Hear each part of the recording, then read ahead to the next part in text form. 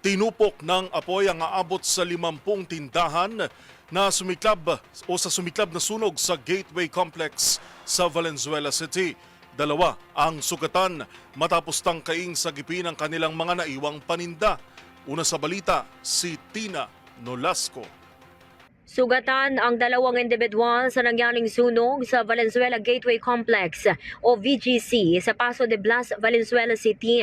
Sa ulat ni BFP Valenzuela Fire Senior Inspector Steven Olitokit, nagtamo ng first degree burn o sunog sa katawan mula sa lona o plastic na nagliyab ang mga sugatan matapos subukang isalba ang kanilang mga paninda.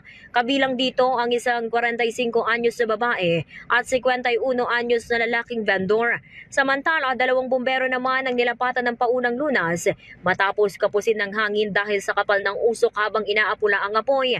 Sa panayam naman ng DZRH kay Larry Tulay, ang security guard na unang nakasaksi sa sunog, posibleng electrical wiring ang sanhi ng apoy dahil biglaan niyang may kumislap sa naturang commercial building at mabilis na kumalat ang apoy. As of 9:48 kaninang umaga, apulado na ang sunog at patuloy na iniimbestigahan ang tunay na sanhi nito.